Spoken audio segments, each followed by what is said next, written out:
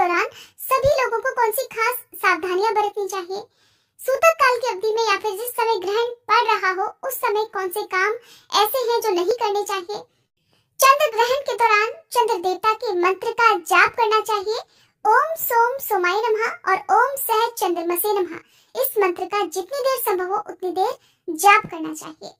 इस मंत्र के जाप से कुंडली में अगर कोई चंद्र दोष है तो वह दूर हो जाता है, चंद्रमा की स्थिति मजबूत होती है।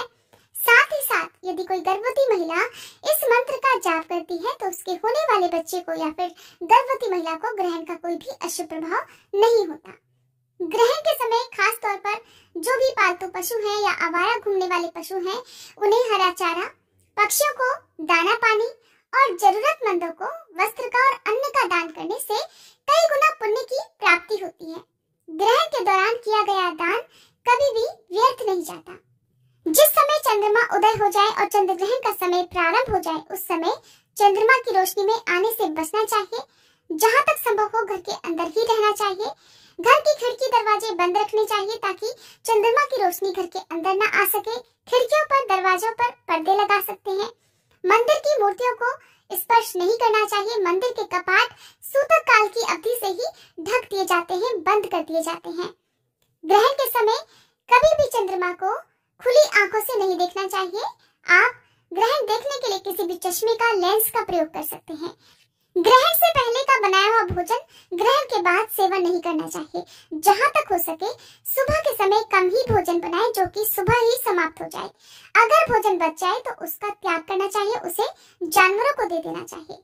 ग्रहण से पहले रखा हुआ दूध, दही, उबला हुआ दूध या जो भी कच्चा अनाज घर में है उसका सेवन ग्रहण के बाद भी कर सकते हैं, लेकिन ग्रहण काल प्रारंभ होने से पहले इन सभी में कुशा डालना जरूरी है। कुशा एक पवित्र घास होती है जो कि अपने अंदर हर प्रकार की नकारात्मक ऊर्जा को सोख लेती है और ऐसी वस्तुओं पर ग्रहण का कोई भी दूषित प्रभाव नहीं पड़ता है। कुशा यदि ना हो तो आप खाने पीने की वस्तुओं में तुलसी के पत्ते या फिर तिल डाल सकते हैं, लेकिन ध्यान रखें कि तुलसी के पत्ते या फिर तिल दूध में या दही में आपको नहीं डालने हैं। इनके ऊपर आपको पवित्र कुशा ही रखनी चाहिए। ग्रहण का कोई भी दुष्प्रभाव खाने पीने की वस्तुओं पर ना पड़े, इसलिए मुख्य रूप से कुशा का प्रयोग किया जाता है, जिससे कि खाने पीने के जो भी पदार्थ हैं वो अपवित्र और दूषित होने से बच जाते हैं। सूतक और ग्रहण के दौरान शरीर पर तेल की मालिश करने या उबटन लगाने से कुष्ठ रोग होने की संभावना बढ़ जाती है, तो ग्रहण के समय तेल मालिश या उबटन ना लगाएं। ग्रहण के दौरान छोटे से छोटे जीव की हत्या करने पर भी बड़ा भारी पाप लगता है और घोर नरक की यातना भुगतनी होती है। ग्रहण के दौरान पत्ते, तिनके, लकड़ी या फिर फूल, कली आदि नहीं तोड़ने चाहिए। दातुन नहीं करनी चाहिए। ग्रहण के समय जमीन नहीं खोदनी चाहिए। कभी भी ग्रहण पड़ रहा हो, सूतक लगा हुआ हो या भूकंप आदि आ रहा हो उस समय पृथ्वी को खोदना नहीं चाहिए, कोई भी पौधा नहीं लगाना चाहिए, ना ही उखाड़ना चाहिए। ग्रहण के दौरान अपने मन को शांत रखना चाहिए। किसी प्रकार की कोई चिंता नहीं करनी चाहिए। अगर आपके मन में बहुत चिंता आ जाती है तो उससे बुद्धि का नाश हो जाता है। ग्रहण के दौरान जोर जोर से हंसना, बोलना, हंसी मजाक करना, नाच गाना, ठिठोली आदि नहीं करना चाहिए। कोई भी शुभ कार्य नहीं करने चाहिए, क्योंकि ग्रहण काल उस देवता के लिए संकट का काल होता है। उस समय वह ग्रह पीड़ा में होते हैं। जैसे कि चंद्र ग्रहण है तो चंद्र देवता पीड़ा में होंगे, इसलिए ग्रहण के दौरान अपने इष्ट देवी देवता का ध्यान करना चाहिए। यदि कोई गुरु मंत्र लिया हुआ है उसका जाप करना चाहिए। मानसिक रूप से किया गया जाप बहुत ही जल्दी फलदायी होता है और ग्रहण के समय यदि मानसिक जाप करते हैं तो उससे बहुत ज्यादा शुभ फल की प्राप्ति होती है और ग्रहण का कोई भी अशुभ प्रभाव जीवन पर या कुंडली पर नहीं पड़ता है। ग्रहण के दौरान चंद्र देवता के मंत्रों का मानसिक रूप से भी जाप करना चाहिए। किसी भी ग्रहण का सूतक काल कई घंटे पहले प्रारंभ हो जाता है, जैसे कि चंद्र ग्रहण का सूतक 9 घंटे पहले और सूर्य ग्रहण का सूतक 12 घंटे पहले प्रारंभ हो जाता है। इसलिए सूतक काल की अवधि में सभी लोगों को जो शारीरिक रूप से स्वस्थ है उन्हें भोजन नहीं ग्रहण करना चाहिए। कोई भी गर्भवती महिला, बूढ़े, बालक या रोगी ग्रहण प्रारंभ होने से 4.5 घंटे पहले तक कुछ भी खा पी सकते हैं। उसके बाद ग्रहण लगने से लेकर ग्रहण की समाप्ति तक कुछ भी खाने पीने से बचना चाहिए। ग्रहण के दौरान दूसरों का अन्न खाने से 12 वर्षों का एकत्रित किया हुआ सभी पुण्य नष्ट हो जाता है। तो ग्रहण के दौरान बाहर से किसी के घर से आया हुआ अन्न नहीं खाना चाहिए। किसी दूसरे के घर जाकर भोजन भी नहीं करना चाहिए। ग्रहण काल के दौरान स्पर्श किए हुए वस्त्र या पहने हुए वस्त्रों की शुद्धि करने के बाद में उसे धो देना चाहिए। ग्रहण की समाप्ति के बाद जो भी वस्त्र आपने पहने हुए हैं उसके सहित ही स्नान करना चाहिए। चंद्र ग्रहण की समाप्ति के बाद मंदिर की मूर्तियों को ओढ़ाई गई चुनरियों को या फिर पूजा के आसन को जरूर धुलना चाहिए। मंदिर की सभी मूर्तियों को स्नान कराना चाहिए।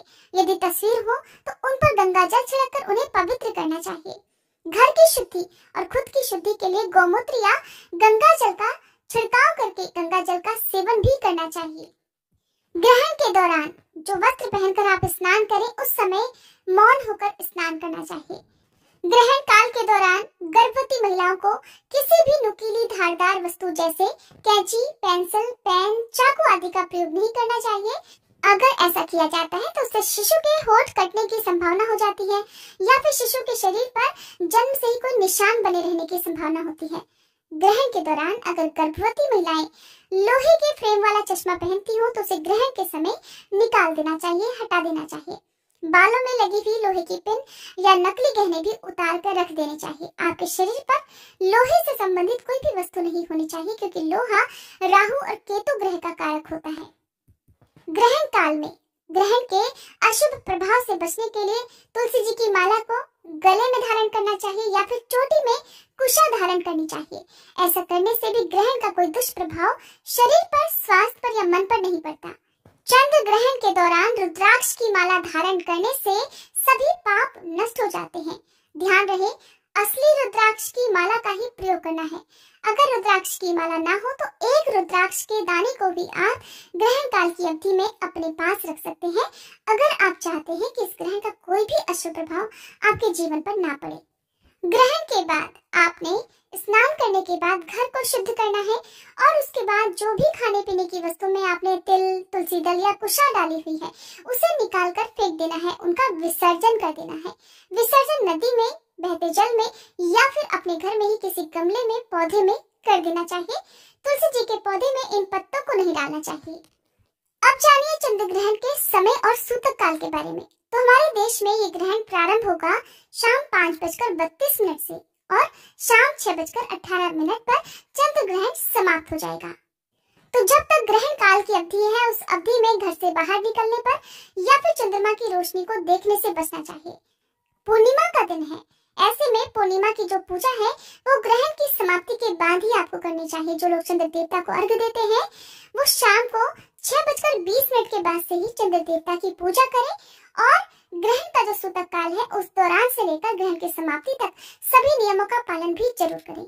चंद्र ग्रहण का सूतक काल प्रारंभ हो जाएगा सुबह 9:21 से और समाप्त होगा शाम 6:18 पर। जानिए साल का आखिरी चंद्र ग्रहण हमारे देश में और दुनिया में कहां दिखाई देने वाला है। तो साल 2022 का ये आखिरी चंद्र ग्रहण हमारे देश भारत के साथ ही दक्षिण पूर्वी यूरोप, एशिया, ऑस्ट्रेलिया, उत्तरी अमेरिका, दक्षिणी अमेरिका, पैसिफिक, अटलांटिक और हिंद महासागर के क्षेत्रों में दिखाई देगा। हमारे देश में ये ग्रहण पूर्ण रूप से केवल पूर्वी भागों में दिखाई देगा जिसमें से कोलकाता, सिलीगुड़ी, पटना, रांची, गुवाहाटी और बाकी हिस्सों में आंशिक रूप से ग्रहण दिखाई देगा, लेकिन इसका सूतक हमारे देश में पूरी तरह से मान्य होगा। दुनिया में Kathmandu, Tokyo, Manila, Beijing, Sydney, Jakarta, Melbourne, San Francisco, Washington DC, New York, Los Angeles, Chicago और मेक्सिको सिटी में भी ये चंद्र ग्रहण पूर्ण रूप से दिखाई देने वाला है। ऐसे में जो लोग भी इन शहरों में, इन देशों में रहते हैं उन लोगों को इस ग्रहण से खास सावधानियां बरतने की सलाह दी जाती है। तो ग्रहण के समय जो भी नियम है उनका पालन सभी को जरूर करना चाहिए। ये जानकारी अगर आपको पसंद आई हो